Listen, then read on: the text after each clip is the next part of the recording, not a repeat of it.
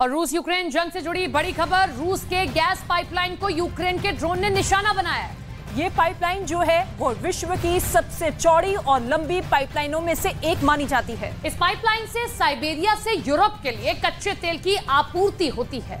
Soviet संघ के समय की इस पाइपलाइन से रोजाना 20 लाख बैरल से ज्यादा तेल की सप्लाई की जाती है। जिस जगह यूक्रेन के ड्रोन ने पाइपलाइन पर हमला किया, वहां से यूक्रेन सीमा करीब 500 किलोमीटर दूर है। ज़ेलेंस्की के पास इस वक्त जो ड्रोन की खेप है उसकी रेंज 1500 किलोमीटर तक की है। ज़ेलेंस्की का यह काउंटर अटैक है, लेकिन इसके पहले जो पिछली रात कीव में हुआ उसे देखकर आप दंग रह जाएंगे।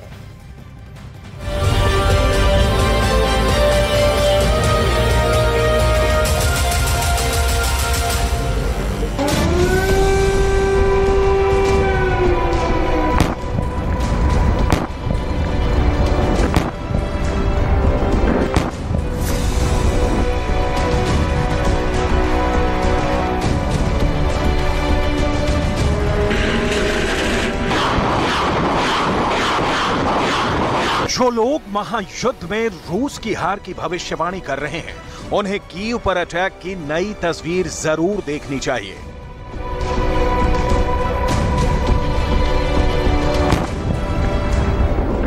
कीव के किले को ज़ेलेंस्की के बंकर समेत टारगेट किया जा रहा है। कीव को कब्रिस्तान में बदलने के लिए रातों दिन हमले हो रहे हैं। जिन्होंने बखमूत के विनाश की तस्वीरें देखी हैं, जिन्हें कीव पर हमले की रफ्तार, उसकी फोर्स समझ में आएगी तो अचंभे में पड़ जाएंगे। पुतिन यूक्रेन के संपूर्ण नाश की कैसी स्क्रिप्ट तैयार किए बैठे हैं। जिन लोगों के दिमाग में ये बात चल रही है कि पुतिन नाटो के हथियारों के सामने कमजोर पड़ रहे हैं, उन्हें कीव पर हमले की इनसाइड स्टोरी समझनी चाहिए, क्योंकि ये हमला सिर्फ कीव को जलाने के लिए नहीं किया गया। यह हमला ज़ेलेंस्की के मिसाइल गोदाम को खाली करने के लिए भी किया गया है। कीव पर अब तक का सबसे बड़ा हमला हुआ है। 15 महीनों के युद्ध में कीव पर इतना बड़ा हमला नहीं हुआ था। यूक्रेन का दावा है कि उसकी सेना ने रूस के कम से कम 40 ड्रोन एक रात में मार गिराए। सोचिए, एक रात में कीव पर पुतिन ने कितने ड्रोन हमले किए होंगे। रूस की सरकार ने इसका कोई सरकारी आंकड़ा जारी नहीं किया है, लेकिन कीव पर ताजा हमले बता रहे हैं कि बखमूत की जीत के बाद रूस के जनरलों में नया जोश भर गया है। इतना कि सीधे कीव को ही उड़ाकर ज़ेलेंस्की को घुटने के बल चलने के लिए मजबूर कर देना चाहते हैं। एक व्यक्ति की मौत हो गई और 3 जख्मी हैं। कीव के मेयर विटाली क्लिट्स्को के मुताबिक विस्फोटों ने यूक्रेन की राजधानी को हिलाकर रख दिया है। जानकारी स्पष्ट की जा रही है, विवरण बाद में। क्षेत्र में विमान रोधी रक्षा काम कर रही है, वहां लक्ष्य कम किए गए हैं। आपको याद होगा कि युद्ध के शुरुआती दौर में, यानी पिछले साल मार्च के शुरू होते ही कीव को किस तरह से रूस की आर्मी ने घेर लिया था। खूंखार चेचन कमांडर रमजान कादिरोव की आर्मी ने कीव की कील हिला दी थी, लेकिन यूक्रेन की आजादी के प्रति कीव की चूल नहीं हिला सके और रूस की आर्मी पूर्वी यूक्रेन की ओर कूच कर गई। अब एक बार फिर से कीव पर हमले हो रहे हैं, जबरदस्त, इतने घातक कि जब तक कीव में तैनात अमेरिका वाला anti air defence system activate हो, तब तक कीव की जमीन बारूद से धुआं धुआं हो जाती है। तस्वीरें आपकी स्क्रीन पर हैं।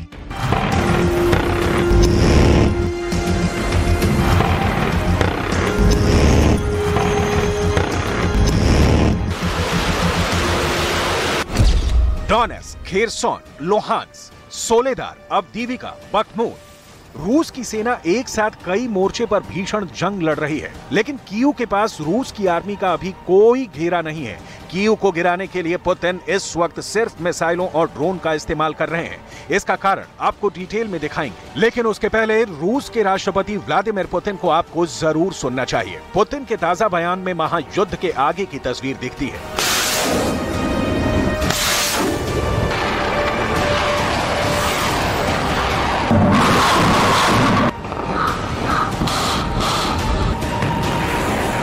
Надежное прикрытие рубежей в непосредственной близости от зоны боевых действий.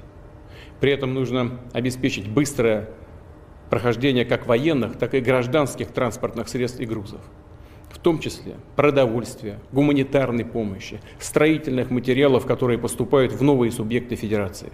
в Донецкую и Луганскую народные республики, Запорожскую и Херсонскую области. Здесь необходимо самое тесное взаимодействие с другими подразделениями ФСБ, вооруженными силами и Росгвардией.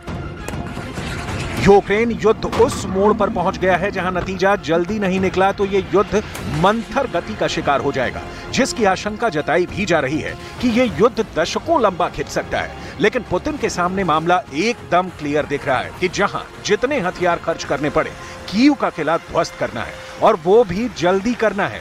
लिहाजा 15 महीनों में सबसे भयानक हमला कीव पर होता है और इस हमले के लिए रणनीति के तहत सुखोई फाइटर जेट्स का इस्तेमाल नहीं होता, ड्रोन का इस्तेमाल किया जा रहा है। इसका जवाब ग्राफिक्स के जरिए समझिए। अगर हम एक ड्रोन की कीमत $1,000 80,000 मानेंगे तो 10,000 ड्रोन की कुल कीमत $10 मिलियन यानी लगभग 83 करोड़ ही होगी। ये आंकड़ा अभी भी रूस के Su-35 फाइटर जेट से कम है। इस फाइटर जेट की कीमत $85 मिलियन से अधिक है। ड्रोन का इस्तेमाल करने के पीछे रूस की रणनीति है कि कम दाम के हथियार से यूक्रेन का कीमती हथियार यानी मिसाइल नष्ट किया जाए। रूस ही नहीं, यूक्रेन भी यही स्ट्रेटजी अपना रहा है। पिक्चर क्लियर है कि युद्ध लो बजट चल रहा है। ब्रिटेन थिंक टैंक की रिपोर्ट बताती है कि रूस हर महीने यूक्रेन के 10,000 ड्रोन को अपनी इलेक्ट्रॉनिक टेक्निक से, जिसे रशियन इलेक्ट्रॉनिक जैमिंग कहते हैं, उससे मार गिरा रहा है। इस रिपोर्ट में बताया गया है कि रूस की सेनाओं ने हर 10 किलोमीटर बाद एक सिस्टम लगा रखा है। ज्यादातर ये फ्रंट लाइन से 7 किलोमीटर दूर स्थित होती है। इससे इलेक्ट्रॉनिक वॉरफेयर अच्छे से काम करता है। इलेक्ट्रॉनिक वॉरफेयर सिस्टम को अगर आसानी से समझना है तो इसका मतलब ये है कि ये किसी भी तरह के इलेक्ट्रॉनिक हमलों को निष्क्रिय करने का एक सिस्टम है। ड्रोन इसके रेडार सिस्टम में आते हुए खुद ही नष्ट हो जाएगा। इसी सिस्टम के तहत यूक्रेन भी रूस के ड्रोन को नष्ट करने का दावा कर रहा है, लेकिन दोनों देशों पर हजारों ड्रोन मारे जाने का असर ना के बराबर हो रहा है। रूस को ईरान से कामिकाजे ड्रोन की सप्लाई हो रही है तो यूक्रेन खुद भी सोवियत काल के ड्रोन मॉडिफाई कर उसका इस्तेमाल कर रहा है और बाकी जरूरत की पूर्ति नाटो कर रहा है। यही कारण है कि यूक्रेन को इससे खास कोई फर्क नहीं पड़ रहा। День є санкції проти юридичних та фізичних осіб, більшість з них російські, які працюють на терор. Загалом 220 компаній та 51 фізична особа. Це підприємства ВПК та дотичні російські компанії, підприємства, що обслуговують війну, і особи, через яких відбувається управління цими компаніями. Не всі з них діють на території держави-терористів, а деякі в інших країнах, але глобальний тиск отримують всі. Крок за кроком ми зберемо повні дані про всіх, хто працює на агресію.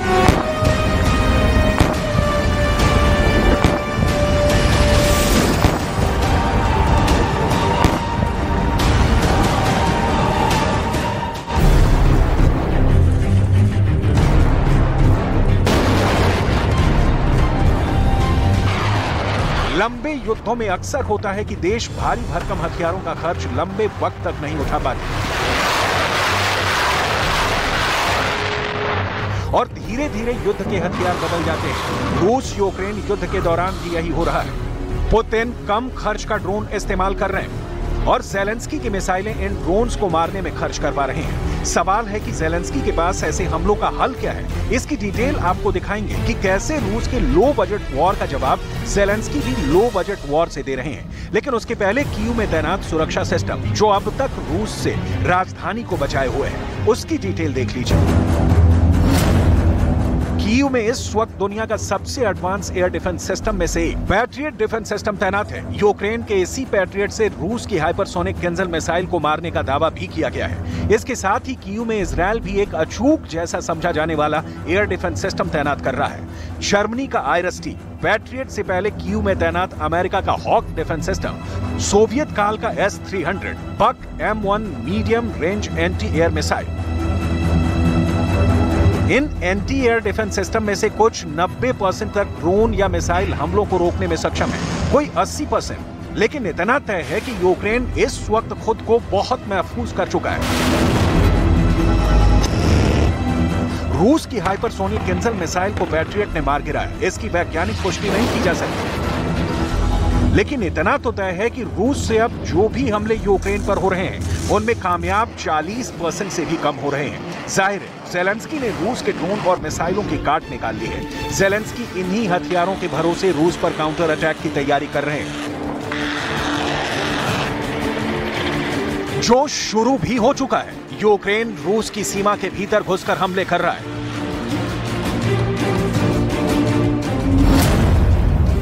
यूक्रेन की सेना के ड्रोन ने डुजबा तेल पाइपलाइन पर हमला किया। यह पाइपलाइन विश्व की सबसे चौड़ी और लंबी पाइपलाइनों में से एक है।